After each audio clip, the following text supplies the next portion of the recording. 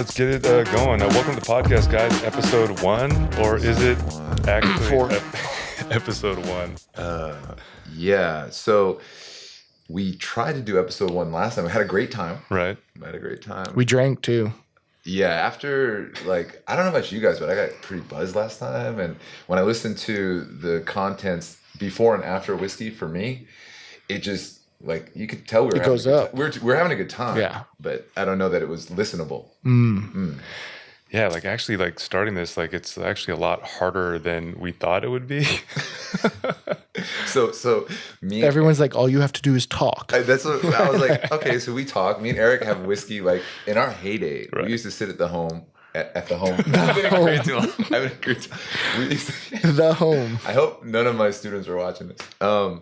We used to be at home, and we'd finish a bottle of whiskey and just hang out and talk about Mad Men or whatever we were doing at the time. Right. So we thought, we'll just do that. And so we did that.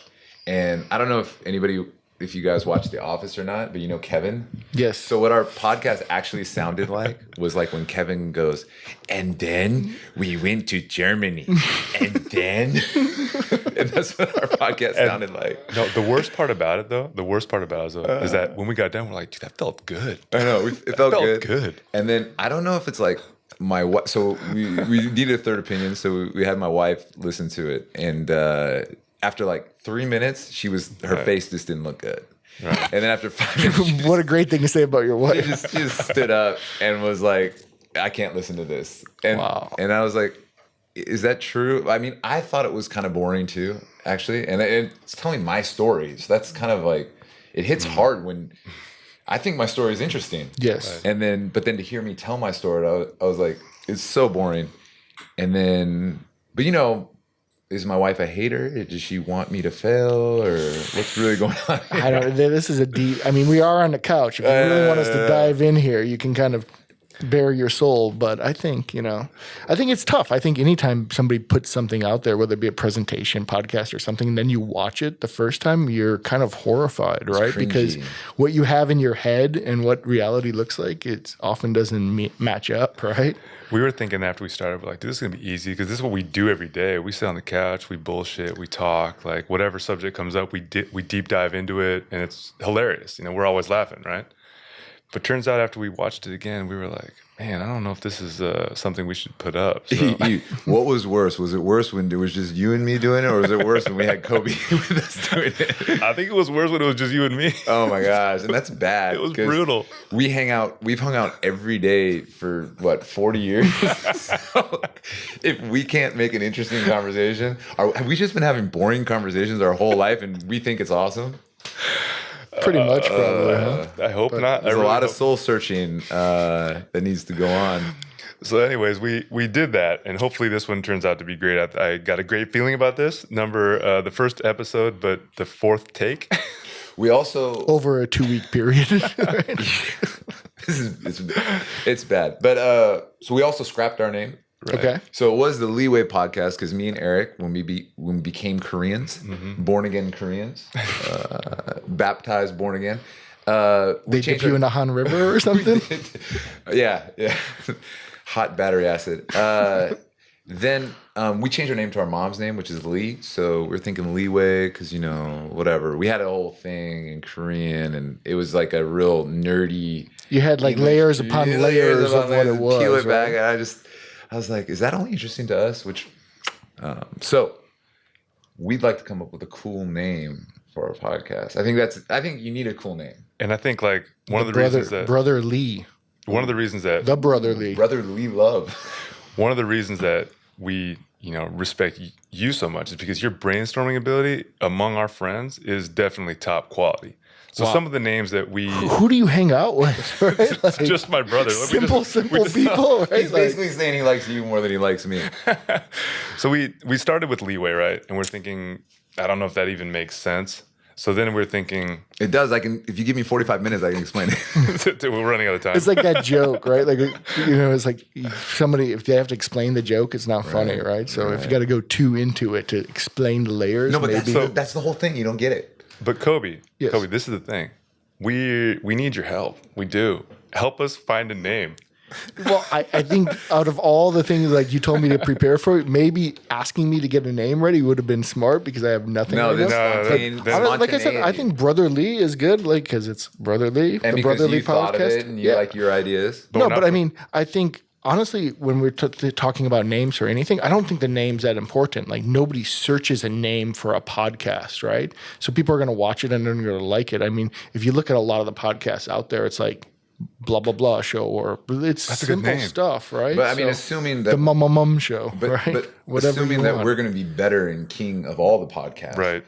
We want to do not what they're doing. We want to do the world's greatest podcast in Korea, hosted by two brothers.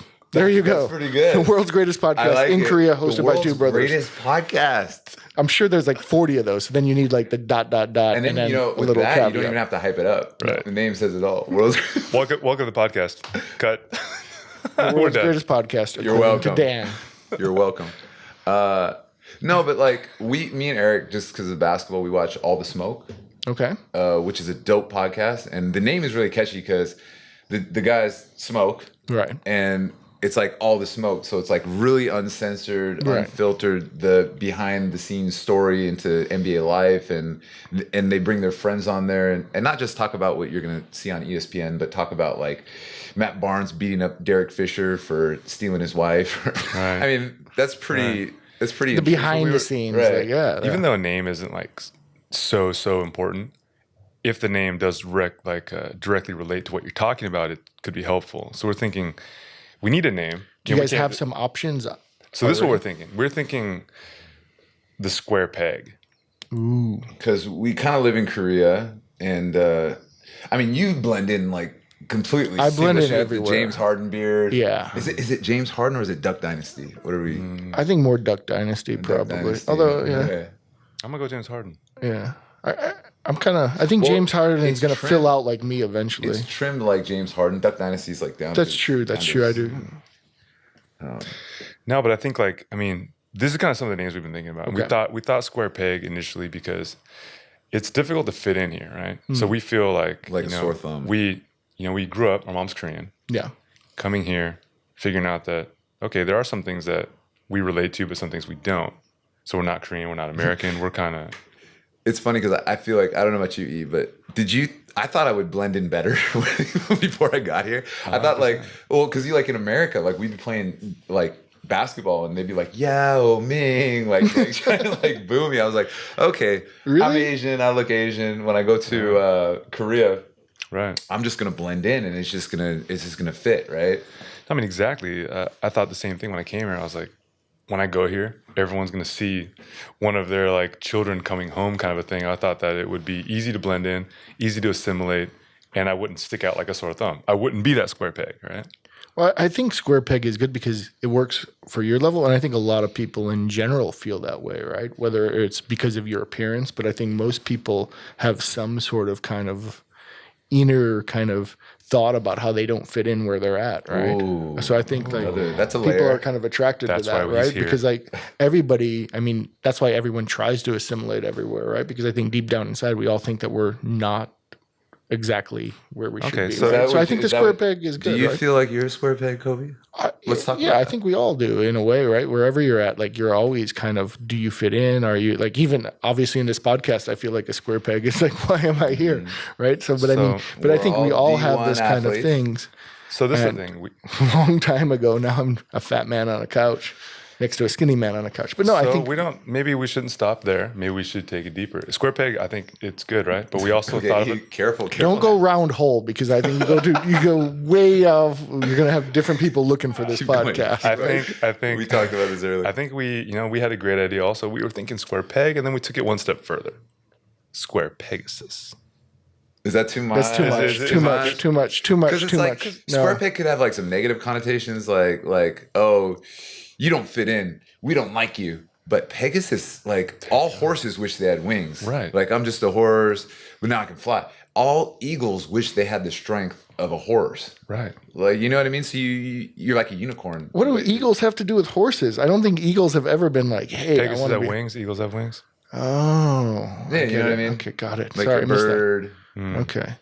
No, Square Pegasus sounds like a bad 80s band, right? Okay. Like Next one. But look at how he's dressed. So yeah, I mean, definitely born in the USA over here I'm is glad like, it's a podcast. And Kobe, you should be very thankful it's a podcast. yeah, I blend in with the couch. I'm literally like camouflage. It's just legs sticking out and arms sticking out. The gray couch, like this is all for green screen. Did you do that on right? Like, purpose? no, most of my outfits match bad couches, right? So, so you're saying Square Peg, yes. Square Pegasus, no. Because it's like, but it's kind of like the silver lining, don't you think? Because Square Peg could be like, oh, you stick out like a sore thumb, you're a loser. Square Pegasus is like, whoa, that's pretty cool. You're Pegasus, you're a horse, but you got wings. No, because I feel like Square is very solid, and so as long as you understand who you are, you have your own foundation. You don't always have to fit in, right? So I think kind of just being the square peg is fine, right? Just kind of your own. Yeah, stand on your own. Your little You're an squareness. island. So I mean, like I said, I think there's a lot of options, and I think. What do you have? Other ones you want me to? You want to? I don't know. spitball If here? he doesn't like Pegasus, he's not going to like Pegatron.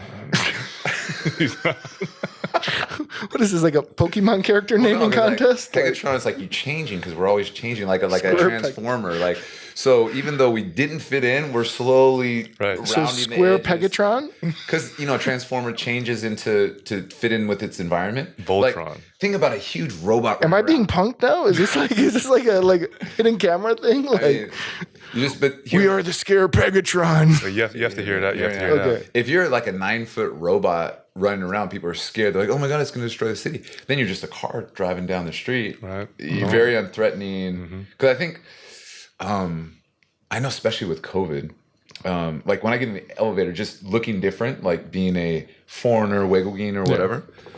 People like get crazy if my mask is down below of my course, nose. yeah. But whereas like everybody could have their mask dangling from an ear, but if you can see the tip of my nose, people would be like, "You have to put it up above your nose," because it's kind of scary. You got that big nose. And you call the rest of your Square Pegatron people, and you become Pegatron. Well, okay, I'll put it this way: That's if you guys Voltron, want, that's if you not- guys want to go with Square Pegatrons and get together, I think you name it that, and you just go with it, and people will be like, "What the hell does that mean?" And then maybe you can bring it up, and people will like it. And like I said, I don't think the name matters. So if you're comfortable with Square Pegatron, I would go with that. Are we gonna have to explain it every episode? And I think like if you ever get popular, these would make great T-shirts. I could What do you just mean see the if? Square Stop saying Pegatron. if. Right? Stop saying if. You got to see it to believe it. When you get popular, I There want you to go. design the Square Pegatron. 'Cause I Those think would be it'll epic T-shirts. Epic though. T-shirts, right? So, and like I said, I don't think the name is all that important. So, if you guys are comfortable with it and you feel like you fit in as Square Pegatrons, you should be Square Pegatrons. But I think that's the thing. Like, obviously, we're gonna make millions of dollars, and we're gonna be like super famous and all that kind of stuff. Done. So you want to think about merchandising, Right. You want to wait until you're a billionaire to think about selling T-shirts. No, I think now. Yeah, know what I I mean, then people would have been like, "Why do we have this stupid Apple logo? We should add something better." Or Right, something, right, Like, right. Imagine the Pegatron logo. we should have been the Apple-licious doctors or something. I don't know, Pegatrons. right? Pegatrons. Yeah. So I think Square Pegatron, go with it because you like it. And like I said, you have it out there. People be like, the Square Pegatron podcast, what? But then when they explain it, it's like, oh, okay. Now And he's who just cares? pumping us up. And No, he no, doesn't I'm- believe in No, it. it doesn't and he's even just seem genuine. No, I being really, sarcastic. like I said, it's something that I wouldn't go with if it was mine. But now that you guys have it, if you're comfortable, like, yeah, go with it. The Square Pegatrons. Okay. Like I said, they would make cool T-shirts. Okay. So, anyways, it wasn't about us pushing our idea on you, which is what it seems like we're forcing you to take this shit sandwich and eat it. I just want to be a round peg right now and just be like, yeah, the Square Pegatrons, man. Like, So, literally, we could go with any idea. So that's what we brought you in, brainstorming extraordinaire. Now you give us just whatever. It doesn't have to go with square peg. It doesn't have to. It can be anything. Like, what do you think? And I mean, you don't have to say like heroes or Greek god or whatever you want to. How you think about me and my brother. Just say what comes to the top of your head. about you two. Like I said, I like Brotherly. Okay, what else do we have? Brother Lee. Yeah, Brotherly. But we're because not that's how you name. from. But we're not from Philadelphia. Yeah, So. no problem. The Rainy Day People, because you're from Seattle, but I don't think that Then it makes sounds sense. like we're always. How about like Randy? Soul Brothers, but with the soul Soul. spelling. Yeah, because you're living in Seoul. But like, I think Rainy Day Sunshine. Rainy Day Sunshine. Liquid sunshine. Liquid Sunshine. Liquid soju. Because it kind of makes a negative into a positive. I like Okay. negative into positive type names. It's kind of like Square Pegatron. Liquid Sunshine could also be soju, couldn't it? Yeah. Yeah. Is that what you were saying when you said soju? Kind of right. Yeah. But do people actually say that about soju? No. Okay. I mean, I'm sure some drunk people have said that somewhere, right? But it's not like a widely accepted term. I don't think Okay. people are like, you got that liquid sunshine? Which It we have should back be. here. If it's not, it should be. That's a good. That would be a great marketing. Soju. When we get sponsored liquid later. sunshine. We get sponsored later. That would be a good T-shirt too. No, but yeah, I feel like my brainstorming skills are just being put to the test, and I wasn't ready for this. And I think we're already into this deep. I think if you guys go with Square Pegatron, I think I will say whatever name you pick, just go with it, and you'll be happy. That's my thing. Well, that's nice. Like you've named That's two nice to wrap it kids. up. You've named two kids, I right? named one kid. Oh, okay. The second one. Well, you had input on two kids. Josie I think was that's supposed much to be more. Pegatron Sandrin. Which is what But it got everyone vetoed. So I got maybe vetoed. you should ask your wife to name this one then, right? If she did so. So okay, so I did name my firstborn Jack. Yeah. So I thought Jack was short for Jonathan. No. Turns out Jack is short for John. But isn't John short for Jonathan? Yeah. But then now my wife's saying they're like two different names. I thought Jack was just separate on his own. I didn't know Jack was short for So anything. I know John F. Kennedy was also Jack, right? Yeah, but I think Jack is a nickname for John. I don't think it's a Yes. short version of it. No. Because you don't even shorten it. You just go from 4 letters to 4 letters. Like No, my son's name is Jonathan, and because JFK is Jack, I was like, okay, we'll just call him Jack. I think Jack's cool, but Jack's not its own name, really. I mean, you can do anything, yeah. but officially, like from the old tradition, Jack is short for John, Okay. and I always thought John came from Jonathan. So it's a shorter version of a longer name? Well, I guess my wife's been getting all these things, being like, well, Jack's not really short for Jonathan; it's short for John. Like again, you do whatever you want. Yeah. That's what I say. Pegatron, right? Like, man. Pegatron. I say Jack just owns that name, and that's all you want. So on his birth certificate, it's Jonathan. Jonathan. But he's Jack now, man. He's But Jack's cool. I like Jack. I like Jack. Jack Jack's a Sparrow. great name, right? So No, I think it's good, man. I think, well, it looks like we probably have some more like thinking to do about what we want to call it. Like, obviously, we're supporting Pegatron. We brought you in to support us, and you're not. So thanks for nothing. I want to see you draw Pegatron. I think that would be like a good episode. Oh, you wait. You That wait. should be a contest. That should be a like, contest. you Draw wait. our Pegatron. But one of the things that we'll obviously like figure out this name thing because it is something that we'll obviously have to name it at some point in time. Mm-hmm.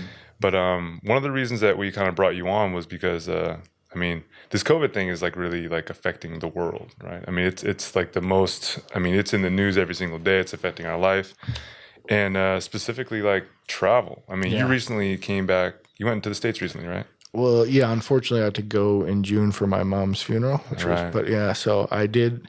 And usually, this is the first summer besides that trip, which, wasn't really a trip. It was traveling, but Right. it wasn't. This is the first summer that I've spent in Korea ever, the whole time. Ours right? too, for sure. Like I've minimum at least 2 weeks, but usually almost a month of traveling every summer, right? So this has been the longest period. So it was really kind of weird being in Korea for so long. I love Korea, but especially, the summer gets very hot and there's lots of rain and everything. And I always look forward to traveling, like whether it be the States or Asia or wherever. But this was the first time, and there was no place to go to, or COVID makes it impossible because you're going to go and spend 2 weeks in isolation and then Right. spend what time and then come back in 2 more weeks. So But you you need a didn't, whole have, you month. didn't have to isolate. So No, when I went to far. the States, it wasn't mandatory. It was recommended. So I basically, like I said, besides the funeral that I went to in the wake, I just stayed home, right? But so that was fine. If the U.S. had the mandatory quarantine period, then yeah, I couldn't. There wouldn't even have been a point of going, right? So, but I mean, I was in the U.S. I think like 6 days, and then I had to come back to Korea and quarantine for 14. But at least you got a quarantine in your house. Yeah, I did get to quarantine in my house, and I mean, it wasn't bad. It was a okay experience, and I think especially in Korea, like you get, coupon, all these delivery They services. send you the box like, of goodies. no, I did not get that box of goodies. Only I'm Dave very disappointed. Like I got, We didn't get either. I got paper Someone's mom thermometers and like special suragi bongtu. That's it. Like 3 got- garbage bags with the like toxic waste symbol on it, Right. and like paper thermometers that didn't even work. So it's Right, interesting because that was like right it. now, like with COVID affecting the world and just basically changing everything, like Korea's really taken main stage as saying like, wow, look at how they're handling the situation, right? But travel is still travel. So when we come back here, and even though the country's doing such a good job handling the situation, how did you find like the travel experience coming back to the airport, all the stuff? I mean, The it was- airport was super creepy. Like leaving when I went on to Incheon, like those stupid robots. Like I think I came in contact with more robots than humans. Like those They said Incheon they're robots the- that they're like the main they carriers come up now. and like I wouldn't. They probably started it, right? Super But spreaders. or like just going through like walking into a duty free and not feeling like you're in like an all out mayhem battle royal battle for something So because there was kind nobody of, there. Kind right? of weird in a good way. Then you kind of got your space to yourself, no lines. Yeah, but I mean, it's also like when I landed in the U.S., I landed in Detroit, and when you're in an airport that like you're used to just for years you've been going and it's just bustling and energy and people, and you go there and there's nothing. It's like, what did I like? It's creepy. It's like There you wait. weren't that many people in the. Nobody, yeah. Because you would think because I like- was in the international terminal. Oh, I imagine okay. if I was in a domestic terminal, that would have been much different. But in the international terminal, like there's nobody, right? So, like I said, I mean, duty free is like they didn't even have all the lights on, right? There's just a few people in there. You go to the lounge is empty, everything. So it was just a very different, creepy experience traveling. Yeah, it was weird because like we, I mean, obviously like all of us travel, we normally travel like quite often, like every month we're going somewhere, especially being in Asia where everything's so close. But I mean, this past year too, like, I went back to Romania and going through Amsterdam on the way through, which is a huge airport. I mean, Incheon's huge as well, but like starting there, going there and seeing the place just empty and then having to go through all the checks and then like landing in a place where, we've been a number of times and it's always packed.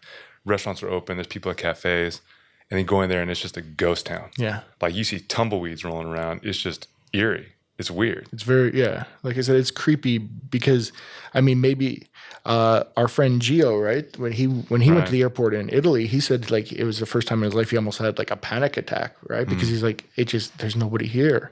And he went there and the flight was canceled. So he was freaking out, right? He's like, what's going on? Like, I think like it's a very disturbing experience for some people that travel now. Like, So just from my experience, like I was supposed to go to the States. I canceled our plans. Same here, right? I was So- gonna take my daughter, my second born, and show them to mom and dad and family and stuff.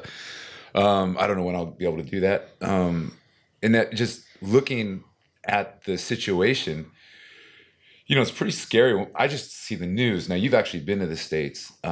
Is it zombie apocalypse going on? Are they doing a better job? Because, the news makes everything look like they're, It looks like it's America's burning and So, like, zombies are killing each other. Yeah, what's America I like? went. What's I went actually to the going on? U.S. at the beginning of June, right, and that's like when a lot of stuff kind of like some states were just beginning to reopen. There were a lot of the protests over social justice and stuff, so that was just happening, right? So it was like, and I live near Cleveland, so usually I'd fly into Cleveland, but because so many flights were canceled, it was easier for my dad to pick me up in Detroit, which is like a 2.5-hour drive, than me waiting like 12 hours in an empty airport. So like he picked me up in Detroit, and like so I leave this empty airport, then we're going out, and there's like a sign on the road that's like, "Don't go to downtown Detroit because of dangerous protests," right? And it's like it's literally I felt like I was into Walking Dead or something, right? Because then you have nobody, and then you go to like. You got to stop at a gas station and nobody can go inside, or there's like only like one customer at a time and everything. Is everyone So- wearing the masks? Right. Like in Michigan, they were. Then we got to Ohio, it was just like people are like, no. Like we stopped at. What's the There's some situation? I know every state's different. Is the Right. situation in Ohio? Is it because there's not that much COVID in Ohio? No, So there's a people- lot, right? I just think that the area that we were in, just people just were like, hey, I value personal freedom more over their lives, I guess. I don't know. Like, I have then- no idea, but it was just kind of. So let me ask you that this. Then situation. going back to the States at that time, like when it was, in the heat of it, right? The social justice, all this stuff was like all these protests were starting. What was the biggest difference? Like when you went back, it's like, everyone's like, oh man, everything changed. Like what specifically for you changed the most for you when you came back?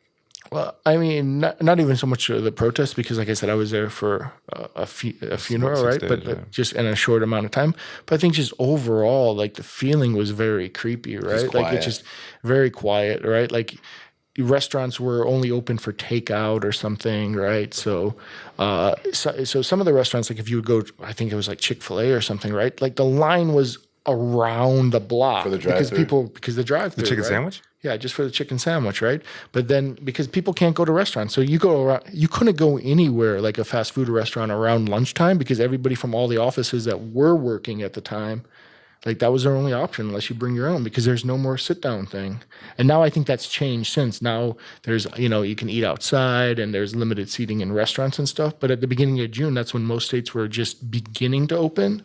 So it was a mess. And then like I had to go to a shopping mall because I brought my suit and I forgot my shirt, right? So I needed a white shirt, right? So I'm like, so I go there and it's like half the stores were closed and I got there, I think like You just gotta 7 go o'clock, Burt like Reynolds, bro. 6, with a chest hair and suit for Gold medallion. my mom would love that, right? So, I think I got there like 6:30 and everything was closing at 7. And like I said, most of the stores were closed. So it was just creepy to be like, to a place that normally is just bustling with people, and you go there and it's like half the things are all closed, the other things and there's no people around. It was very weird. Like I said, it was just kind of like that zombie apocalypse feeling where it's like, where are all the people?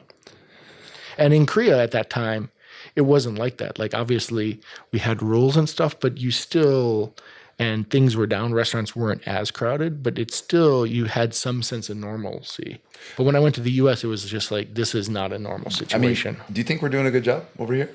Like, we get a lot of press for it, but I mean, we just recently had another outbreak, and now it's kind of tapering off. Mm-hmm. I mean, I think if you look at the numbers and the amount of people, yeah, overall, right? Like, I don't feel afraid, right? Like, I don't feel like we're guaranteed to get it or anything, right? I think there's been a good balance of keeping things open, but still keeping people safe. So then say this. So like, if obviously you lived here for a long time, you've seen how Korea's handled the COVID situation, like with travel, with everything, right? With restaurants and everything.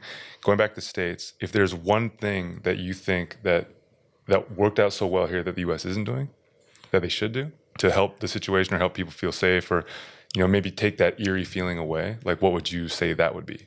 I mean, I think it's just impossible. I think just the way the U.S. is set up is not good for disasters, right? Like I lived in Florida during like hurricanes and stuff, like because there's so many layers of government. So There's no way to really prepare. So that's like, I love the U.S., right? But it's You always just give up. Every time we ask you about a disaster, like a solution, you're like, I just don't think it's ever going to work. Well, I mean, I think Like number global one, warming, he's like, I think we're done. number one, I think like Anything you can do personally? No, I don't think. like I don't really want to get into politics and like, but if you look at like, the science, bro. it might help like if the president wore a mask or be like, okay, this is officially how we feel about it. Like, I mean, the fact that there's no like actual leadership policy about it in the U.S., it's like just blaming other people. Do you think for it's it. like So I think whereas in Korea, whether or not like you respect the administration or whatever, at least there's a transparent policy for what it is. So I think that in any country would help. I think there's always going to be outbreaks, there's always going to be issues, but if you have some type of set policy that's followed by everybody, and then I think that's a good thing. For me, I think the interesting thing about Korea is like it's really hard to social distance because we all live on top of each other. Like when you ride a subway, how are you going to social distance on a subway? And then the air is recycling and stuff. All we're really doing is washing our hands and wearing masks, right? And that enough has allowed us to ride on crowded buses, ride on crowded subways, be in crowded office spaces. I mean, at the coffee shop, they'll be like, oh, instead of sitting next to each other, sit one chair. Share apart. That's not even social distancing. No. It's got to be like a meter or 2 meters. It's supposed to be what? Yeah, a meter, 2 meters, right? So 3 to 6 And feet. so in America, it's so easy to social distance because people don't take space. public transportation. People don't live in apartments where you have to take the elevator together. So on that, just America in general is just well set up for social distancing, I think. Right, I'd agree. Like I remember when we were in Amsterdam and some of these other places, you'll see that they're starting to like paint markers on the sidewalk to like stay this far away from people. And then when you're in grocery stores and whatnot, they have lines also like Same in the U.S. had that Yeah. also, right? Spacing at when you're lining up at like. But like you're saying, like social distancing in the States, I think that's like kind of an easy thing where people aren't they're like that's something easy for them to like assimilate. People don't even carpool. Yeah, Not even public transportation. Right. People aren't even carpooling. There's an empty carpool lane. Like, do people even take the public transportation in Cleveland? Is there? No, I mean there is, right? There's like an RTA, there's a bus and stuff, and Have some you people ever there's a taken rapid. Yeah, I mean in college or something, but it's like there's technically you can go from the airport to downtown on like a rapid transit or whatever, but it's like no, Not unless rapid. No, it's rapid, but unless you're staying right downtown, there's no point of doing it, right? It's difficult because, like, people are marveling at how well Korea has taken the situation, being so like it's a population dense area. I mean, Seoul has like what 20 million people, compared to there's no city in America that has that many people, like in such a small location. And we've handled the situation like really great. And so like we think about it all the time, like, man, like if other countries did something similar, maybe the situation wouldn't be so bad. But then, every country's different. So what would be possible that we're doing well that another country could? It's kind of what we've been thinking about. But yeah, I mean, I guess like you said, wearing masks, I think we can, although maybe not 100% effective and annoying, it does help. Right, so especially with that let's wear a beard. mask, right? Yeah, well, I think the beard I don't really need. well, it. the beard's It's kind of like a mask, right? It's kind of nature's mask, right? So nature's It's sunscreen, got to be nature's mask. because like I hate wearing the mask. Like so that's why I don't really leave the house that much lately. But it's got to suck with the beard. Doesn't it get like super hot and like itchy under there? Not really itchy, but it does get a little hot. But I sometimes, like if I go to a really crowded place, I have to wear two masks, basically like a beard mask and a mask, just not for me, just for other people, because I can tell like other people kind of get upset when I have like my mask covering my mouth, but my beard's hanging out, and they're like, "Oh, like They think you might have another mouth. hidden Yeah, under I there. think they basically think my mouth is at the end of my beard, which is like, but so you could just tell by the look. So sometimes it's just like to appease others. It's like, fine, I'll double up. I feel like I'm working at a fast food restaurant or something. I always right? thought the beard was more of a filter. I think it is. I think there should be a scientific study done because I think like pretty much it filters out everything, right? Like I can drink like diseased water or whatever, like you just filter. It's a Brita machine, it's a mask, it's all of this. We're gonna It's put that- sunscreen, We're right? gonna put that to the test on the next podcast. We're bringing in diseased water. Sweet. And also, like me and my brother were talking about this also. Okay. Like in this time where like the world is changing, travel's changing, all this stuff is changing. Yes. And we were really fortunate that, like literally maybe like say 10 years ago, would we call it the golden age of travel? Could we call it that? Because looking how the world is now and how it was, 10 years ago and even like last year, like you could go anywhere you wanted to. It was easy, it was accessible, it was all these things, and it was fun. And we could go wherever we wanted to all the time. And now For it's cheap. not for cheap, right? Yeah, I think that's the key So point. now- I think for the average person, for sure. I think maybe some people would argue like the 60s or something where you could Okay. be like go on a plane and drink a bottle of alcohol and smoke Smoke all the cigarettes. time, right? And like just like have a full on party would be the golden age. Here's why I'll But for us, like you said, you go online and you could find like tickets to another country for $100 or something, and pretty much depending on your passport, but many passports for around the world, like you didn't need visas or to apply a lot in advance. Like it was very easy. So just on Eric's point, I'm going to try to strengthen his point about us in the golden age. So in the 60s, we had the Cold War. So even if you could travel, there's a lot of places you probably couldn't go, or you were Facts. scared, and there was a lot of unstable places that maybe you could go, but you probably didn't want to go, like when there's civil wars and just instability and stuff like that.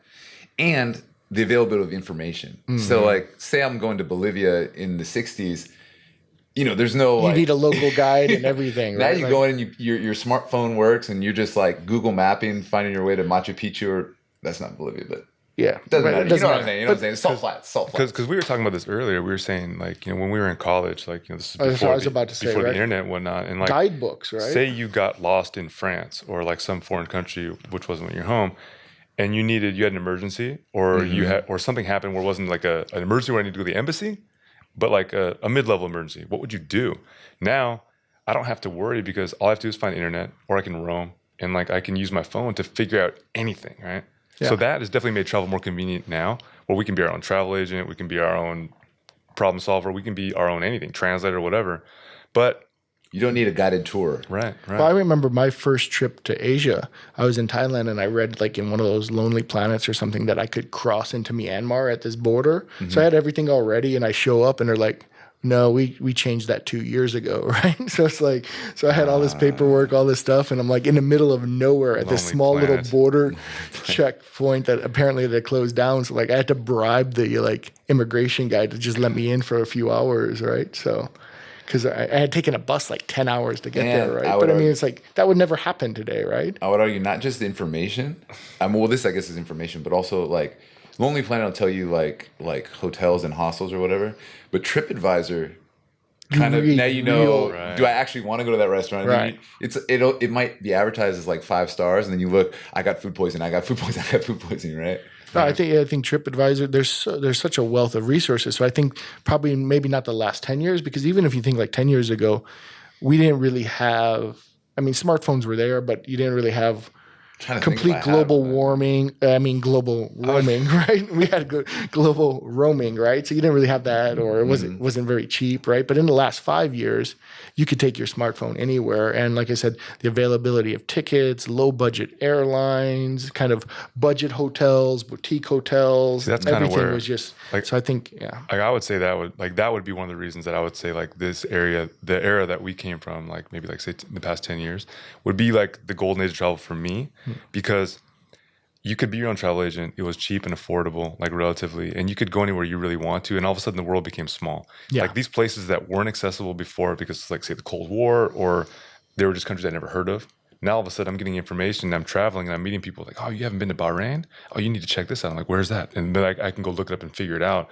Where, growing up in the States, we grew up in Seattle, there wasn't a lot of information about like say Europe or South America. There wasn't like a lot, or even like Southeast Asia. They were just like names that maybe we'd heard, maybe not. Yeah. We didn't know anyone that'd been there. So, I mean, up to like college, like I thought like people would ask me, have you traveled internationally? And I'm like, oh yeah, like I've been to Canada, the Bahamas, Mexico, and Ireland. Like I'm a world traveler, That's right? way more than like, us. I thought I was like a very like, but I mean, I think looking at most Americans, especially back then, that was, right? That was a very kind of, but now, as you said, like I think people, especially the last 5 or 10 years, people were doing around the world trips, right? And backpacking throughout Asia, Right. or going backpacking throughout South America, right? Or taking a train across Europe, all these things. So I definitely think like, I was kind of joking about the 60s being the golden age because of that. But I think of actual travel, maybe air travel, it was the best, right? But I think of actual travel itself, I think, the last probably, I would say 5 years. I mean, the last 10 years was good too, but like I said, the last 5 years was just kind of, and who knows when it'll ever get back to that, if it will, right? So let me ask you this question. Like, we grew up in the States, went through high school, went to university, right? Had that experience, that educational like grounding that most Americans have, right? But then everyone says that, oh, through travel, you gain a different experience, different perspective, a different kind of education, right?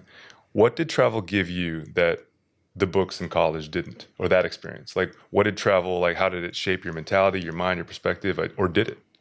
Definitely. I think it definitely changes you. And I think it definitely just makes you kind of more empathetic to other people. Like you learn other people, you see a lot of different perspectives.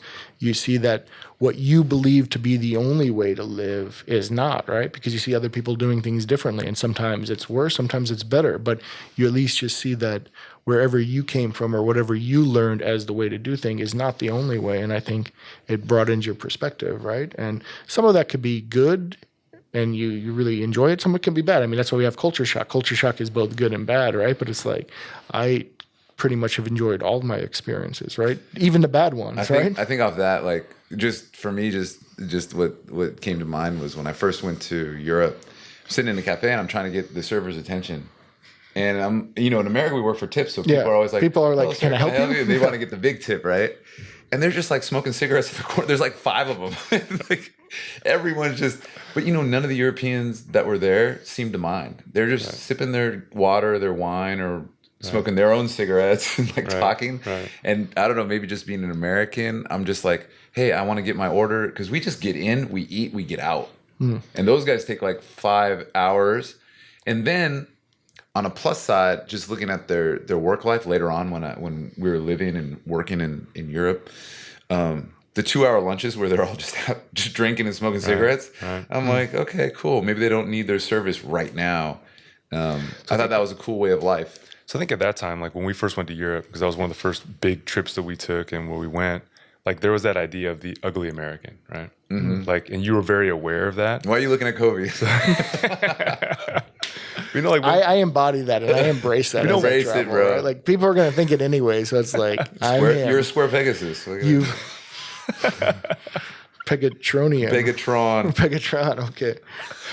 But yeah, So, like we were aware of that, and so like it's like I remember going to Europe and having that same experience. You're sitting down, and you're like, man, I'd like to get some service. I wonder if that guy's going to finish the cigarette soon. Oh nope, he lit up a second. Like, and then That's the worst. and then you're like, okay, I guess I'll just wait here. Or like, you get irritated. Then you like, you know what? If they don't want my service, I'll go somewhere else. You go to the next cafe, and the same thing happens. They don't care, right? Yeah. So you're sitting down there, and you wasted 45 minutes trying to get a coffee or a menu or whatever, right? And you're like, okay, I got to figure this out, but I don't want to be the ugly American. I don't want to act out and do this. So then, what do we do? Like, You act out and say you're Canadian. Can I get some service, eh? You guys are a bunch of hosers, huh?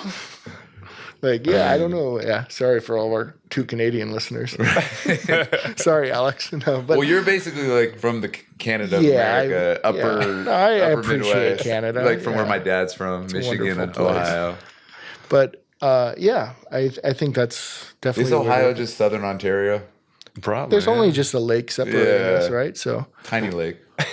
but for me personally, like I've always looked at like I am the ugly American, so I don't blow it out of proportion. But I think no matter what, people are gonna. I'm a large guy, and so it's like, especially when I travel, I just feel like people look at me anyway. So just do what I want and in a respectful manner, and I think most people it works. I've definitely had situations where I was traveling and, maybe someone, maybe you're in a bar and somebody's like trying to start a fight with you. And I'm definitely like, well, in America, maybe this would go a certain way. And then I just know that I've erred on the edge of caution. Yeah. Like definitely err on the edge of caution. Like, cause you don't know the rules.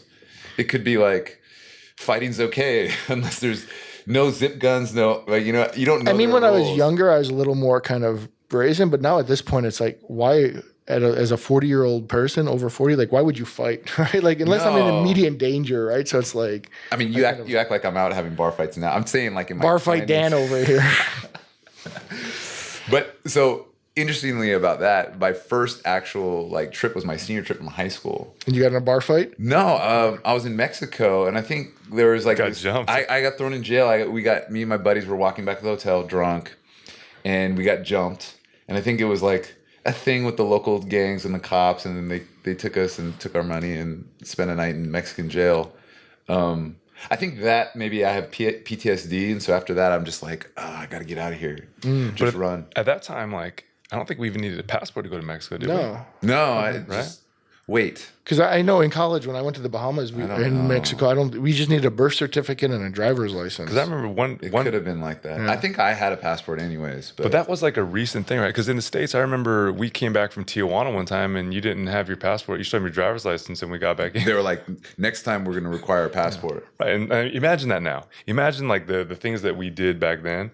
Like the first time I went to Europe, like the EU wasn't even made. So we had to change. We had to go through border patrol, like France and Germany and all these places, and change money everywhere, and all right? this stuff. So you had to carry like a huge bag full of like Deutschmarks and francs and Swiss francs. How big was that bag? It was. What are you, like Jason Bourne? You got bags of cash and different passports. So when and I say stuff? big bag, I mean like I had like a really small I bag. can't talk about what I was doing there. I mean, a coin purse full of coins.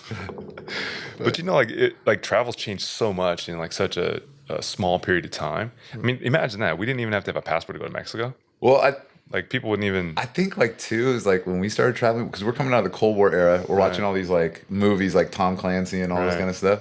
I was freaked out. I had like a money belt where I thought I was gonna get pickpocketed everywhere. Right. I think Right. I did. I had like a money belt Yeah. where you could like zip up and like Yeah, like little secret like fanny pack. see you can buy. I thought I was just gonna get robbed. I Do you have like a dummy wallet and all this stuff, or? yeah, I had like $100 like camera, and I just kept it on a thing under my shirt, like on a necklace type deal. Because we didn't know. But I don't feel like millennials and people who are traveling up until now, they just go and they're like, the Yeah. world is safe, Because the Lonely Planet like always had that little excerpt about like when you're going into Roma Termini Station, be Make careful, sure you do- yeah. beware of pickpocketers. And so every time you got off the train, you're like, That was like a standard warning, no right, matter where you right, went. right. There's always some place in some city where there was Right. that warning where this Yeah. market or this station, right? But yeah, and then I think the other thing is remember, like now we're all just using cards, right? Like back then, you didn't know, could your credit card be used abroad? Could you pull out money with it? So we all had wads of cash, or I remember like people would have traveler's checks, stuff like that, you know, like you go, I remember going to the Bahamas trying to exchange like traveler's checks, right? And it's like, now you just have your card and it's like, if you need money, you just pull it out and it's like, it's actually so better much easier. exchange rate. Right, better exchange rate than going to a bank changers. and do it, right? So just the way that we traveled has changed. And that's why I said, like, probably the last 5 years, like, it was so easy to travel. Like, you just go anywhere and it's like, you're there. And now you can. So speaking of money buses changing, and everything, right? So speaking of money changing, I got scammed by a fake money changer in Prague. So like I had like a couple $100, a couple €100. I was living in Germany at the time, and a guy was like, "Don't go to the official money changer. They always charge too much. Like I'll give you a good deal." And I was like, "Wow, I get like 30% more here." And he gave me like now defunct Belarus currency that like I thought it looked enough for like the. Have you been scammed? You haven't never been scammed. I've been scammed by like little like beggars. Like I remember like I was in like what do you call it? Phnom Penh. What's the Siem Reap, right? So Angkor Wat, and there was like this cute little girl selling like wooden whistles, right? So like I bought some. That's and a huge racket, man. Huge. Well, listen to this. I bought one, and then like I got like everybody in the group to buy some from her, and like not the Peruvian ones. Like the little it had nothing to do with the culture at all. Just like cheap made in China whistles that they sell everywhere, right? So like everyone bought some from her, and then like later on, like when we're watching the sunset, I see like this little girl, and she's like, "Oh, there's Mr. Sucker. He buy all whistles," and I'm like, "What?" Like. And they're like, yeah, she doesn't even keep the money. She probably just gives it to like a drug lord or something. So I felt that was bad. And then not like scam, but I remember the first time I went to Myanmar, there was like a government policy where you had to buy like $200 or $300 of foreign or currency that they pegged to the dollar. So like, separate currency that you could only use in. So like that was like a hassle to use, right? Then you would. That story is funny because like that kind of reminds me of our trip to Cuba. Like we went down there and then we had no information about Cuba. We just wanted to go because like Hemingway, it's kind of like off limits. But we went fight some swordfish and bar fights and drink some rum. No, and but stuff. the trip, the way that one ended up was we actually went to the Bahamas. Okay. Right. We didn't, and we weren't originally going to Cuba as the destination. We were just like, hey, we got some time. Let's go check the Bahamas out. They're close. We're in Miami. So we went to the Bahamas. We touched down, and we were like, we made a little like a tour of Nassau, and we were just like, I don't know if this is really where we want to be. It was all guys like you, right? So we were like guys off the cruise ship from southern Ottawa, yeah. So we were like, I don't know, I'm not really looking to buy gold or watches or diamonds because there was all those little vendors and whatever. And we're like, want some fried conch fritters or something. Unfortunately, we weren't staying at Sandals, so we were like, maybe we should just get out of here. And we're like, what's close? Cuba. And so we're like, hey, we're in the Bahamas. We got a Korean passport. We can get in. And it's like one of those things where like in the travel like group of people, like not a lot of people have been there in the last so many years. And so at that time we were like, talking about backpackers and the backpacker trail. And like, have you been this place? Yeah, I've been there. What'd you think? Blah, blah. And Cuba was kind of one of those places that like, if you'd hit Cuba when Castro was still there, it was kind of like you got this like huge badge on your, you felt like you accomplished something in the travel community, right? And so we went there and we had zero information, didn't know what to do, where to go, had no accommodations, no nothing, right? Couldn't speak Spanish, and we got in. Okay. And then and you have these Korean passports, but kind of American accents, and they're like, oh, okay. So we came in and we're like, I guess we'll just do the Scarface accent the whole time, and then like figure out what's going on. We got in, and then we found an apartment at the airport. They took us there, and then we went to go change money, right? Oh no, we changed money at the airport. Either way, yeah. Right. We didn't know there was two currencies. Right. Like, that's what that reminded me of. Right. And so we're paying with this one currency, and we're like, wait a second, like, and then we found out there's another currency later, and then we've been paying like 10 times the normal price. Yeah. Well, one time, because once you change the currency, a lot of times your brain just turns off to how much you're paying for stuff. Right. Because you just whatever 80, it is. Okay, 80. And then I remember one time we took a taxi ride, and it was like a 30-minute taxi ride, and I'm just thinking, a 30-minute taxi ride shouldn't cost $80. Right. In Cuba, right? I could have bought the car for that. And then we saw everybody like at like a hot dog stand, and we're like, okay, hot dogs. And we go there, and then they want like 20 for a hot dog. And I'm like, $20. There's no way A hot dog's that- $20. a hot dog's $20. It's not $20 in the States. And these were like Soviet era hot dogs, like Vienna Franks. like, but worse, like just Not that pasty, good. no actual real meat in them. And I gave him like, instead of 20, I gave him like a 10, and they gave me change, and it was like different bills, and that's how we kind of how like we figured figured it out. But I mean, there was like at that time, like So we've there- been getting scammed. Well, I left and remember right. with the There wasn't, Myanmar, yeah. sorry, the Myanmar story. Like I remember somebody told me, because when I was in Bangkok before I flew, they're like, you buy like 2 bottles of Johnny Walker and a bunch of cigarettes, and then you sell them to get the local currency. So that's what I ended up doing. Because if you, as a foreigner, if you went to the bank or the thing, were you you could only selling get the them to? foreign. There was a guy down the road that they're like, this is the guy So you it's like sell a it whole to. racket. There's the It's a whole whole racket, racket. and then he would sell So it to. they're taking whatever they're Yeah, like taking they're out of taking that a huge too. cut, right? So whatever, say if I had $100 worth of whiskey and cigarettes, he's giving me $50 of that money, but that's still win-win, much it's still it's better. win-win than Okay. using the other one, right? But yeah, it was a whole racket. Like it was weird, but I mean that kind of stuff doesn't really exist anymore. But that was that was the one time I kind of felt like being ripped off, but I knew going into it I was being ripped off.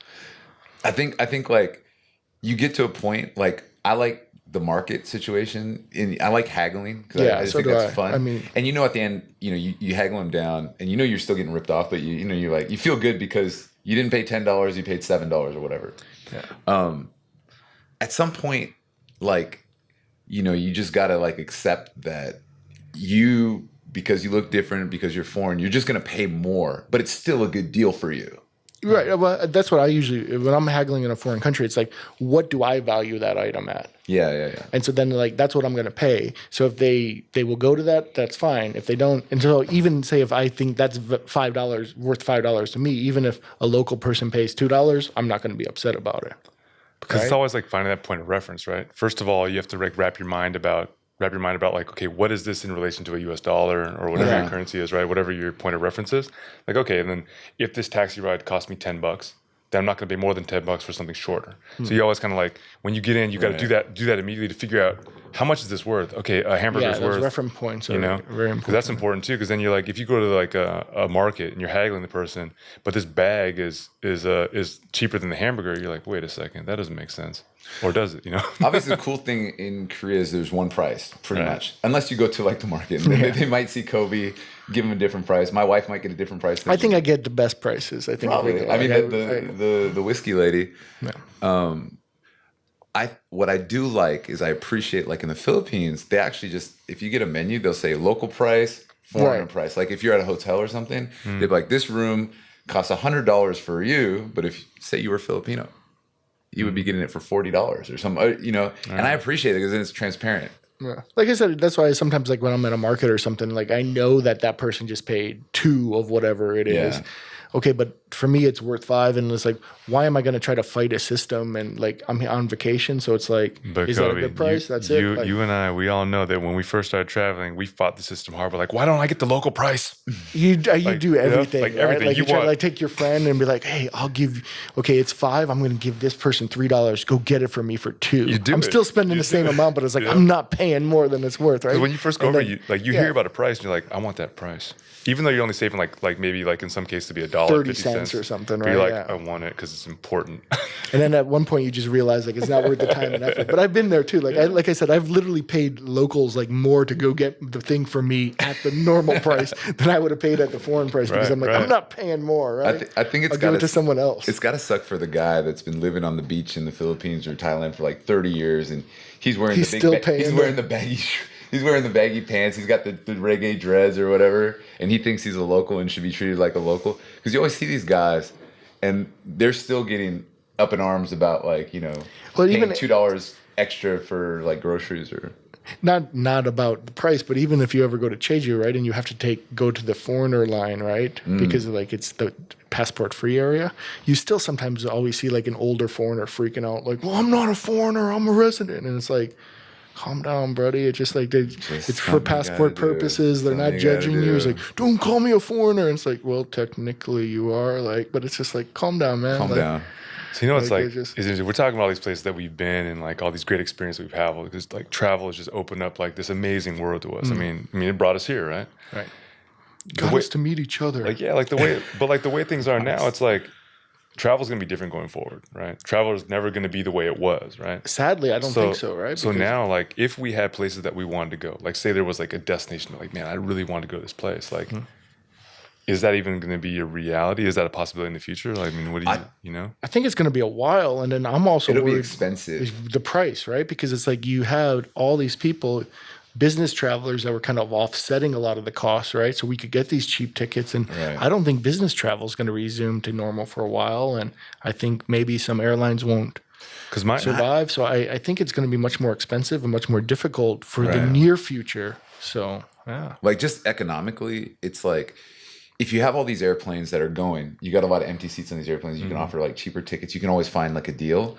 But if now you got like one or two going out a day for people who really, really need to, necessity, they have to go. I think most businesses can do it virtually, and people are getting more and more comfortable with that. So I assume that we'll be able to travel, and maybe you won't have to quarantine in the future. But I don't think it'll be as cheap, which made it dope for the last 5 years, because you could just literally. We went to Russia like last minute to the World Cup, and we just booked like 2 days before, and it was like what, like $500-600. cheap and hassle free too, right? Right. I mean, like now, even if there's a vaccine or something, I imagine just because of future concerns, there's going to be some type of temperature check, screening, or more like you have to give more of your itinerary or something, right? So it's like the days of just like you said, being like, hey, you want to go to the World Cup? Let's buy tickets to Russia. Let's land and let's have fun. I don't know if that's going to return for a while. When we were coming back from Romania to Korea, and this is recent, this is, in the past like month or two, we were looking for possible flights, and like as we were booking, flights were closing. Yeah. Or like because that country had some other issue going on, the flight was canceled. And also, like a lot of these flight companies, like say you buy a ticket in advance, a lot of times they're not refunding you the money. So it's like there's They can't afford to anymore. there's all this like if you get travel insurance, you got to wait like however get the long to get the reimbursed money for back it, yeah. if you get it back or whatever, because now they might not cover COVID. So like traveling is just, it might become a luxury.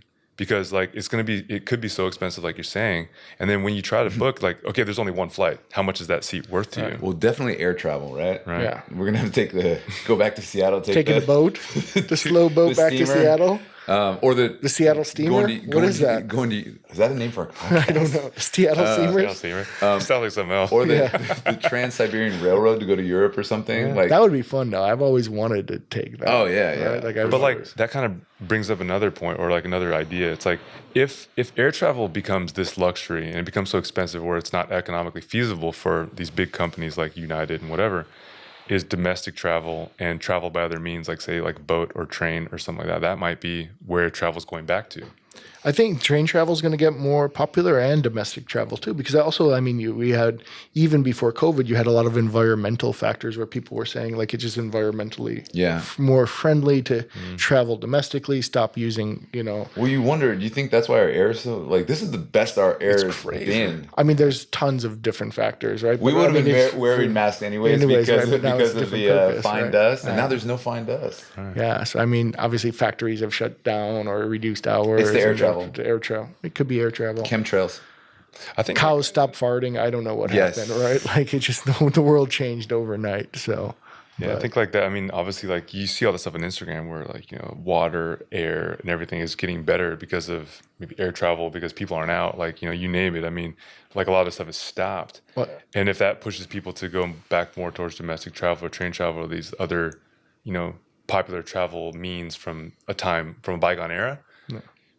I mean, I just saw two interesting articles about Thailand, right? And one was that now, because the parks have kind of gotten so much cleaner, the country's going to close national parks 1 or 2 months a year to kind of let them heal. And then the other thing is, though, they also said that because travel is down so much, like the GDP and the economy has dropped dramatically compared to others, right? So it has had a big impact, right? So it does hurt a lot of countries too, So it's like, well, I think that's the big thing, because like with air travel. It had to ramp up over years and years and years to where we could finally get these super cheap tickets, and the more people were traveling, the more they're blogging about it, Instagramming about it, more people wanted, the demand was just crazy, right? Just for leisure travel. Right. And, whereas before, if you were going to go overseas, it was mostly like business or like a family reason. But then this new generation is just like, let's travel. go, leisure travel. But with the leisure travel too, I think up until like the beginning of this year in COVID, we almost saw like, we thought it was going to be exponential growth. At least I thought, because I remember people saying like, if you look at China, like only 8% of the population has passports. Like, imagine how much more tourism there's going to be in the next 5 years. And like, you see all these businesses in Myeongdong kind of getting ready for this big tourism push, or like people in Thailand, all this is like worried that there's going to be too much tourism, and then all of a sudden they just dead, right? So who knows when it'll get back to that level. And we went from as like at the peak, and we thought it was going to keep going up to where it just died, right? So that's a huge change. I think it's like, I think people might look back. I mean, who knows, what people are going to say in 10 years looking back at this period of time. But people might look back and be like, the time before COVID might have been the golden age, because it was so accessible to the average person. Because before, travel was really expensive, and like you said, it was only for like a specific reason, like a family reason or whatever, and families would only travel like periodically. But then it became so affordable where you could have just a normal job and you could afford to travel internationally. I think like if you waved a magic wand and COVID was gone today, it still wouldn't return to that, because to get those price, it has to have a lot of volume to get that price. And all these companies, hotels, airlines, they're all running way into the red. So without like massive government, like whatever, you might be able to travel if COVID was gone, but I think the price, it just won't be price effective like it was. So then if it doesn't become price effective, it's almost like kind of brings us back to that topic. It's like, if we can't feasibly go somewhere, like, we can't go to Australia, this place I've always wanted to go. Now it might be just too expensive. It's like space travel. It's like, would we all like to go to space? Probably, yeah. Are we going to do it? No, because it doesn't count, right? So it's like, that's why it'd be like travel in the next 5 years, right? Like, it's like, where before you'd be like, yeah, I'll go to South America for this trip, and now you're like, well, it's going to be 10 grand. I don't know. Or like it might be like just drive down there, like, or do like some crazy motorcycle diary. The motorcycle diaries. No, I've had bad experiences with motorcycles. I've given up on motorcycles in my life. So, camper van or something is kind of camper van. I think this would be a great time for the U.S. to put in a bullet train. Don't you think? I mean, I think any time would have been a great time, but I don't know if that's happening. Seattle to Cleveland in 5 hours. I mean, if you look at it, what is the only really fast trains in the U.S. or semi-fast are Washington to New York, maybe, and San Francisco. Is that a fast train? It's not like a bullet train, but it's faster than Amtrak to Portland is the same as I remember in college, one time I missed my flight for Thanksgiving, and I had to go from like Massachusetts, from almost Boston to Cleveland, and like you can drive it in 8 hours, and Amtrak was like 16. Yeah, it was just horrible, inefficient, but the only good thing is you can just hang out and like not have to drive and worry about traffic. But that's the only benefit. Honestly, like one of the things that I kind of miss about that kind of travel is like, we grew up reading these books about, like Hemingway and all these people that were talking about traveling in Europe before it was even convenient at all, right?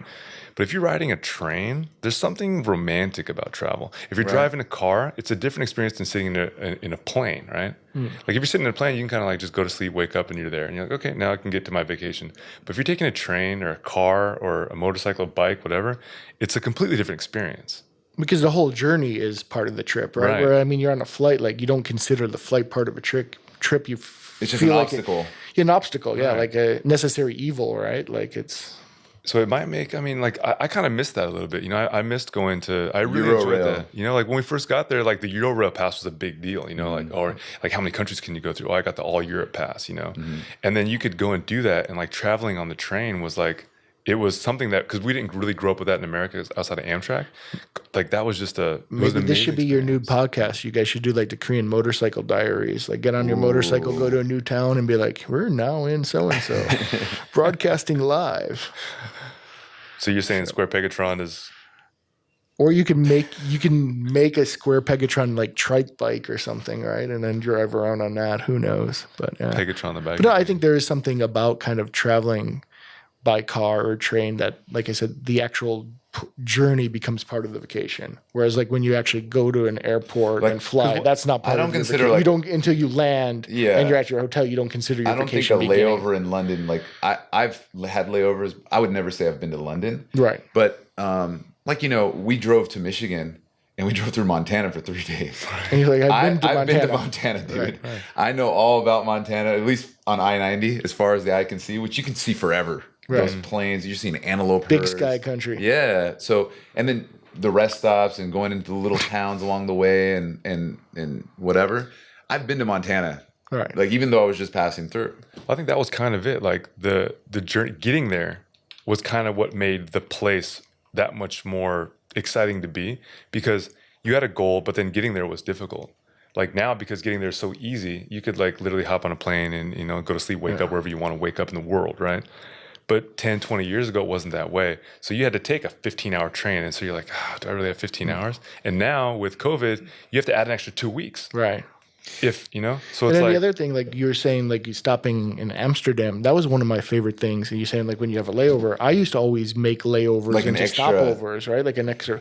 So like say when we went to Australia, we stopped over in Shanghai for a day and a half on the way Right. back. If you got a day and a Or half, like you're out. when we went for to sure. purposely when we went to Hawaii, we stopped over in Nagoya, Japan, did 2 days there, Yeah. right? So it's like you get a free trip within a trip, Right. And If you now can get I out think of the airport. yeah, and usually you could with no problem, right? Like even in China, they gave you a 48-hour transit visa Right, to right. leave, right? You didn't need a special. So, but now I think once travel resumes with COVID, I think because of restrictions, you probably won't be able to do those mini trips within a trip, right? So, and that was always a nice thing because it's like you're going to your primary destination, but you get a day and a half or something at another destination. That was nice, right? so we were And, worried coming back because we flew through Amsterdam on the way to Romania and back through Amsterdam on the way back.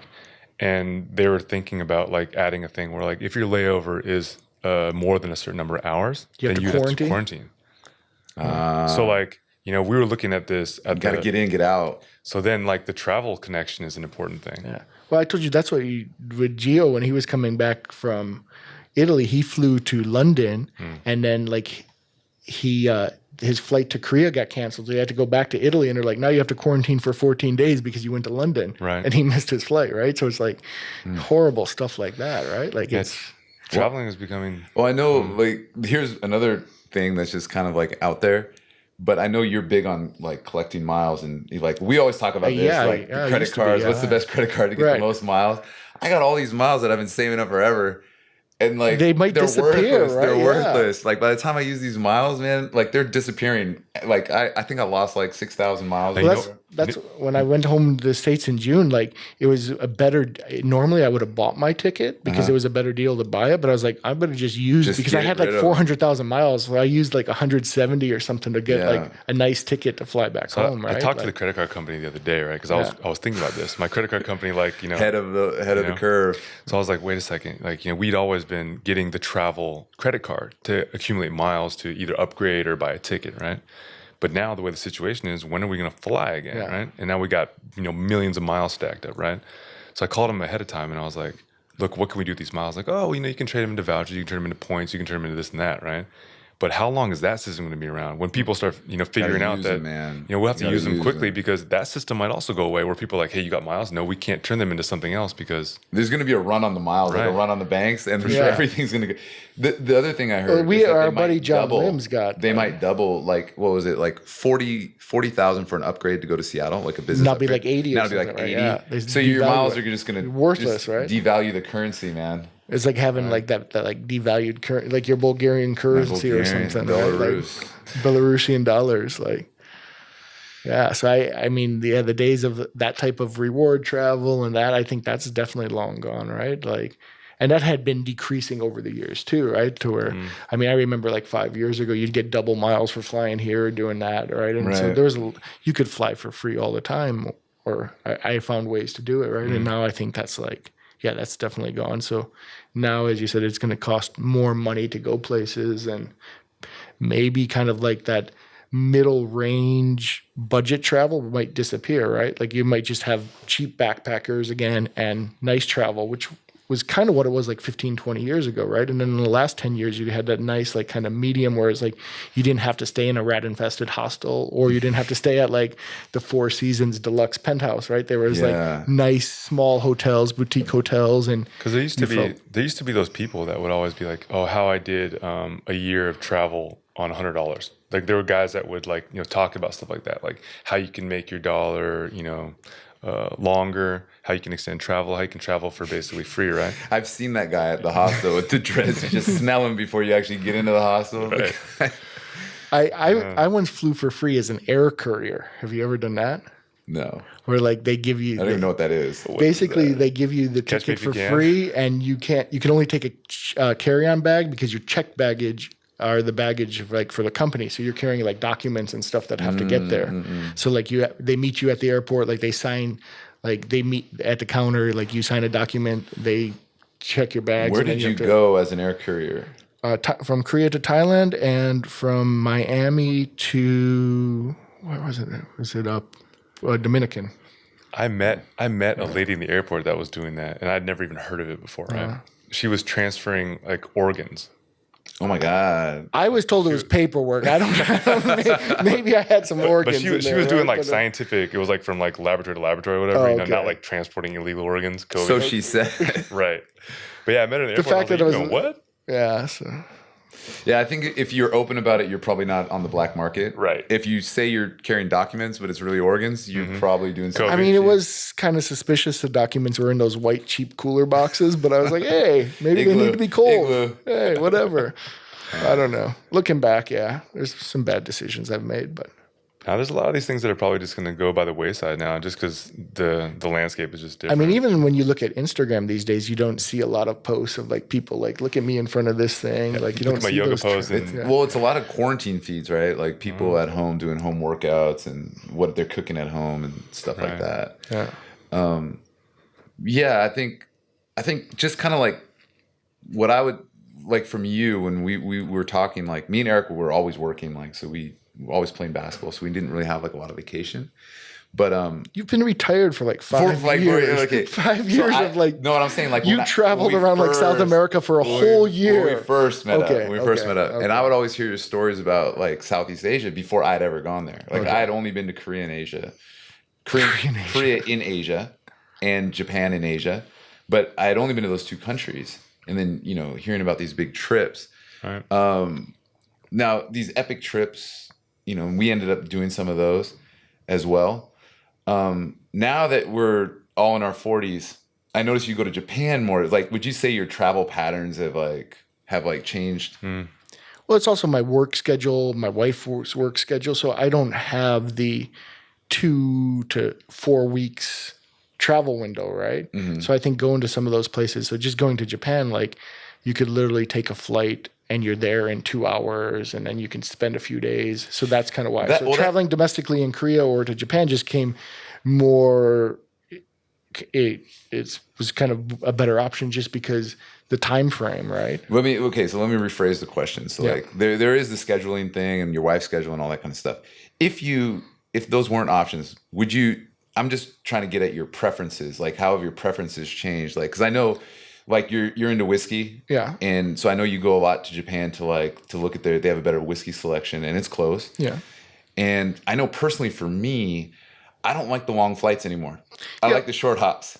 Well, I think that too. And plus like, you'd go to a country for like 4 weeks. You're like sleeping at the back of a bar or something, or like sleeping like in a bungalow that's being built. And I You're don't paying like a hot weather construction anymore. worker. I don't like hot weather So as much anymore. like now I kind of like to have like a real vacation and a real bed and stuff. So it's like, so the trips just become shorter and a little nicer, right? So, but back in the day, I'd go to like Southeast Asia for like 6 weeks and it's like, I don't know where I'm staying. I'll go anywhere. And it's like, I've literally, slept at the back of a bar one time or something. I've done that, right? And it's like, So that was fine in your 20s. I think that's kind of what he was asking. It's like when Yeah. we were 20, like our travel goals were just different, right? Yeah.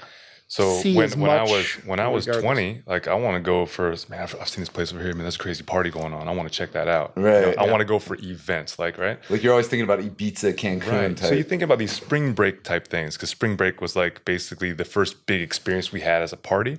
And then you're like, how long can spring break last? Maybe it can last all the way to my 30s. And then you kind of keep on looking for this, right? And then when you get older, like we're now all over 40, like we're looking for an event, but that event might be relaxation. Yeah, I think we're just Right. looking for places to relax and enjoy ourselves, right? But yeah, I think you're looking for this cool place no one's been, or you want to go to this full moon party, or you want to go to this bar. So or you're you wanna picking do your this. destinations differently now. Yeah, so now I definitely pick destinations much differently, right? So I think. And plus, traveling when you're young is an adventure. When you're old, if you're going for a long period of time, it's like work. Yeah. I remember like in my 20s, like 6 weeks, I'd be like, all right, I'm all excited. Now, if I had to plan like a 6-week vacation, I'd be like, can I come back and sleep for a week during that time? Right? Like when I was 6 weeks? Are you kidding me? When I was like, in South no America, way. I ran into that, like, because I was like, this is going to be epic. And it was at first, because like just newly retired and like being in like Mexico and Colombia, it was epic, especially when Eric was there in the beginning of the trip. Eric came for like 2 weeks and we were down in Tulum in Mexico and we were like drinking and like, this is great, man. Let's dive into the Sonoidas. And then like what are they? 2 months later, I'm like in Colombia and I'm like, yeah, this is great, man. It's pretty good. And then like 3 months in, I'm freezing my ass off in Argentina because it's winter down there. Like things you just don't think of because you're an idiot. It's the opposite side of it. Southern hemisphere. I have like my swim shorts. I'm in Argentina in like July, and I'm like, fuck. And I only brought like my little backpack because I was trying to do like the 20s, backpacker thing. I sent you a flannel. So yeah, I got the flannel, but that's not enough for their winter. That's like the Andes, bro. I'm freezing, and Did you kill a llama or and something? I'm thinking there, and that was the first time when I thought like, do I even like traveling? And it's like I do, but as you get older, the bunk bed's not going to cut it. Right. You have to have. I mean, you can do it. Like you can take the cheap flights and get crammed in. Right. But I think we all save our miles for the upgrades on anything over like 7 hours. Like, come on. That's kind of like one of those things. When we were 20, we'd look at guys like us now and be like, oh, that guy doesn't even know what real travel is. Yeah. And then we kind of judge him because we're like, oh, what? You want to go eat this nice restaurant, sleep in a nice bed? You know what? If I had your kind of money, I could travel for 6 years. or it's like, or like the travel plans. It's like, oh, you got it all planned out. Be spontaneous, dude. Yeah. Right. And then you end up sleeping on the street. Right. Or like all-inclusive resorts or cruises. You'd be like, oh man, what are you, like 80 years old? Like, and now it's like, man, I can go to a place and not leave my room and get all I can eat and drink. Like, this is so great, right? man. Like, it's so great. But I think that's exactly the question. It's like when you're 20, you're like, man, this adventure is all exciting. Whatever comes, I'm good, right? Then you get older and you're like, is this even worth it? Because like going there, I got to take the bus to get into the place. I got to find this. I got to book this. I got to do this. This isn't even close. I don't know if I'm gonna like the food. Okay, let me look at the reviews. You do so much research before, which we never used to do at all, basically before when we were 20. And now it's like traveling is a whole thing. Well, to me, like I think my 20s was like I'm looking for adventures. My 30s, I'm looking for like traveling, this experience of like adventure plus culture plus everything. And then now in my 40s and beyond, I think it's just I'm looking for a vacation, right? Like that doesn't necessarily equal to traveling. It might be going to one spot and doing nothing. Because I've seen a lot, right? Like because you already kind of figured out, like through all the travel experience, you've already kind of figured out what you like, what you're looking for, and then now that you found it, because like when we first started traveling, I'm like, dude, I'm gonna go there and I'm never gonna go to the same place twice. Yeah. We kind of had that idea, or like, I've been here, but I don't want to see another beach. I want to go somewhere else. I want to see the mountains. I want to see a different mountain. I want to see this. I want to see that. And now we're like, you know what? That place is pretty dope. I want to go back. Well, because I think also you're kind of naive when you're young. You're like, I can see everything, and then you realize like you're not going to see anything anyway. So you find a place you like and go back, right? You're like, just giving up again. It's like even those people that's like, warring, what can you do? even those people that be like, I've been to like every country. It's like, but I mean, we've been in Korea how many years, and how many things have we not seen, right? So it's like. That's just a stamp and a passport, right? One thing, so you're not going to experience everything anyways. One thing is like when I was younger, I always wanted that authentic experience. I didn't want to stay in like a Holiday Inn. I didn't want to eat McDonald's on vacation.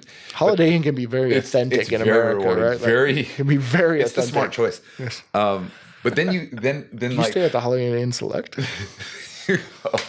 Then you go to Khao Road for all the 20-year-olds that want the authentic experience, and it's just Disneyland. No one in Thai, no actual Thai people live like that. No. It's like a Disneyland for people who think they're getting like. But that's a dirty version of Peter Pan, right? Yeah, It's like people not growing up when we were there, Neverland. That was like a whole thing though. Like you wanted the experience that no one else had, right? You're like, oh, you've been to Laos, but have you been to this one restaurant in the dingy road where they only have one table? Oh, you haven't been there? Then you know what? We can't even talk. Have you smoked opium through a tiger vertebrae? Like stuff like that. Like people getting really ridiculous. But how was that though? It was fine. Yeah. But the femur is much better. Like there was a thing where you wanted to go where no one else had been, because you wanted that like authentic experience. It's like the book, The Beach. The beach or whatever, The right? beach. Yeah. But now it's like, you know what? I want to go to some place where I know the food's going to be good. I know the bed's going to be comfortable. I know there's not going to be any roaches. Like, you know, you want to go to a place that's Yes. established. Cheers. You want cheers. Everyone knows my name. and Norm. Norm gives me a cold beer. But it's funny because when did that transition happen? For me, I think it would probably be early to mid 30s, all right? Or mid 30s. That's when you started doing your whiskey runs, or No, I started being like, because even when we first got married, we did a lot of really long trips, right? like more we, exploratory. we drove around, we rented Drove that around camper in Australia, Australia, did that for like 3 weeks, right? Or we went all around the US, like flying, but did that. And now it's like, let's just go to one location, right? Like, So where's your like go to? Like if there was no COVID and you and your wife schedules all matched up and you just wanted to get away for a vacation for like a week and a half, where would your go to be? well, we haven't been to Thailand for a while. I think I'd go back because if I have like 10 days to 2 weeks, I would do that. If I had just maybe a week, I guess maybe go to like Okinawa or something. Okinawa. I like Okinawa. Okay, so Okinawa is like how about domestically? domestically for a week. I would do like 3 different places, I think. So how about a weekend? A weekend, I would go either to the East Coast or, like I said, I like going fishing, right? And my wife kind of likes relaxing. So I go to like likes eating the Kangwando in the fish. mountains. No, she just chills out at like get a nice pension where she can just kind of read a book, relax, use the internet, and then I go out. So that's what I would do. And that's what we do a lot, like a day or two here. Like we've probably taken like maybe 4 mini trips this summer, right? Where we just go for a day and a half. I think it's actually That's pretty nice, kind of right? great to rediscover Korea. Yeah. Right. Because Korea's pretty dope, but we don't. We would always finish our season and we'd be like, oh, we spent the whole year in Korea. Let's get out. Let's go do Farthest something. place possible. But now we've been going to Yangyang a lot. Yeah, that's a And great place. It's pretty dope. It's like the closest place where you can maybe surf, Yeah. even though the waves are pretty small, especially in the summertime. But that's pretty cool. Gangwon-do is great we went fishing Yeah, it's not beautiful. too long ago. I think there's a lot of stuff to do. And I think not only in Korea, but I think anybody around the world probably has the same perspective. I think a lot of times when you live in a place, you kind of don't see what's around it, right? So I remember always when I had friends come visit me, whether I be in Miami or Ohio or wherever I lived, then you kind of rediscover all this cool Yeah. stuff around you, It's right? nice to have Because you're like, visitors. people want to do stuff, and then you go out and do it, and you're like, hey, like this is cool. Like I forgot about it. Because when you're in that daily life, you can't see the forest from the trees, right? You're in there and you don't realize what's going on you. But people come in, they're like, oh, can we go do this? And you're like, oh, you want to see? Okay, yeah. And then you go there, you're like, oh, I guess this is pretty cool, right? And same thing like when I'd have people visit me in Seoul, and like, you realize like, yeah, there's a lot of cool stuff to do that we usually don't see because we're living our daily life and we're not viewing our present location as a travel thing. We're living Yeah. it just as the place that we live.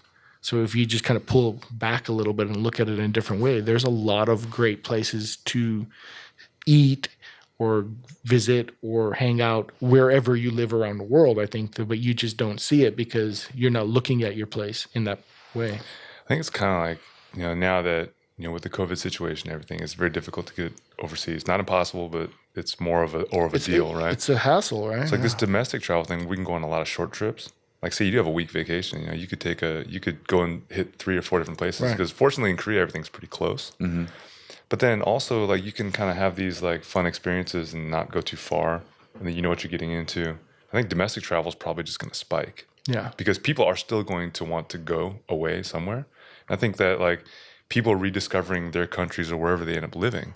Like for expats living abroad, they may like discover that country and actually get into what's going on around them, which is probably a positive thing. Or looking at traveling domestically in a different way, right? And maybe if you just go to a pension all the time, maybe go to a nice hotel, spend a little bit because you're not going to have a big trip. And like, what does that You're feel saving on like to- airfare. You might as well. What do they like, call that? Staycations? Staycations, right? Hokansen. Hokansen in Korea, and like Yeah. staycation, and or like I said, or maybe if you're always used to kind of having nice places, maybe go camping, do something like that. So change it up a little bit, experience. Well, I think places in a we're different probably way. going to go back to like I think in the 80s, like amongst Americans, like the number one vacation spots were like Yosemite, National parks and stuff, Niagara right? Falls, Grand Canyon, stuff like that. And I think maybe we're entering back into this whole retro type, you know. Remember, like when we were growing up, people used to just, in the winter, they go skiing, maybe go to Hawaii. Right. And then, you know, in the summer, maybe you go to Disneyland or whatever. So I think it's probably, like COVID's probably going to help Disneyland and Disney World, you know, these kind of places. Las Vegas. Right. They need the help. But I mean, now they do. I mean, it's dead they probably now, do, right? yeah. Like, yeah. Even Disneyland, I mean, there's only so many people you can get in there now, right? I mean, they're probably making money off the NBA or whatever right now. But other than that, like, even if you go to these theme parks now, there's limited amounts of people you can have on. And then you think about spacing for the lines and everything. Like a drive.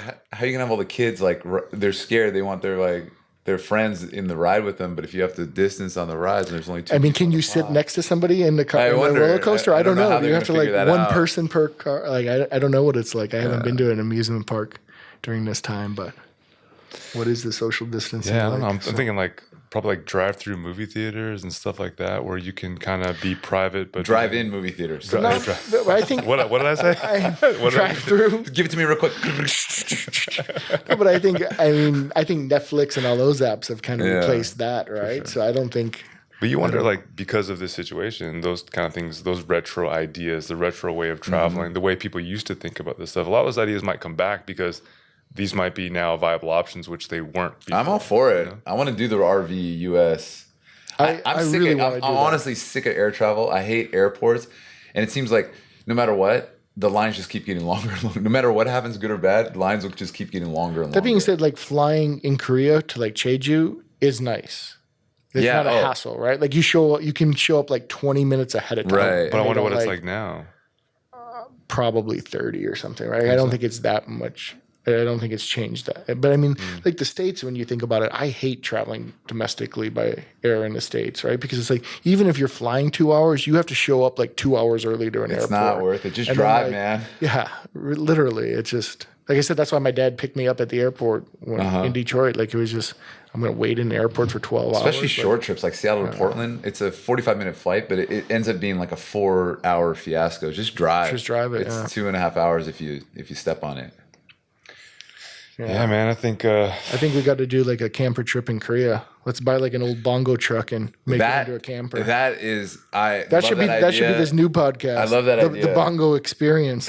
Let's buy a Damas. What are those? You're crazy. Okay, I like the idea, but that small, like us, we're not going to fit in that. We can Pegasus transform it. Like make it bigger or something. I like how you try to throw that around and plug the. Yeah, try to plug your name. Okay, well, what do you guys think? Yeah, no, I mean, I think that's probably like good, man. I mean, you know, we talked about a lot of stuff and just wanted to, you know, basically thank you for coming in today. I mean, I think it was good. And you're paying me with miles for this, right? I am. All right, sweet. With Belarusian currency. I'm getting a suitcase full of Belarusian currency and a bunch of outdated airline miles. This is awesome. Yeah. All right. Well, that's a wrap, I think, on the first. Is that too abrupt of a wrap? Is that abrupt? We're just kind of in the flow and then just wrap? I don't know. Don't you want to like be like, hey, why don't you guys leave comments about where you've been or where you want to be? I don't know. Do we have comments? I don't know. What do we do? I don't know. I don't know. We got a pro here. I don't know. First podcast. I think, look, man, we're still trying to figure out our name. All right. I thought you were Square Pegasusians. Okay, we're gonna come back next time and hopefully we're a little bit closer. Next time rather than talking about the name, we'll be like, now we're at the end. What should we do?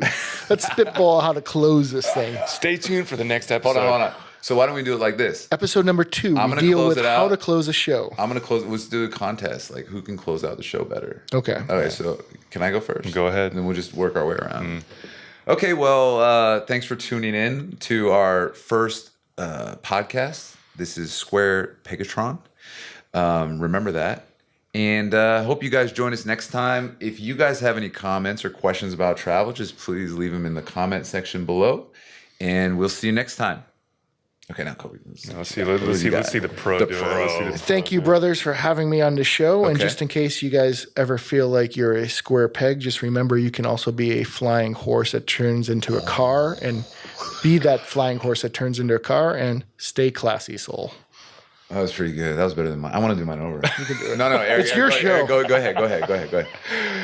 Look, I think that's a wrap for today. Kobe, thanks for coming in and Thank you for having me. and talking about all these square pegs that fit into Pegasus-sized holes. Oh, wow. Well, anyways, guys, thanks for tuning in. If you got comments and everything, leave them in the section below, and like we'll a see you puzzle. next time. Cool. Dan lost. I don't know who won, but you definitely lost.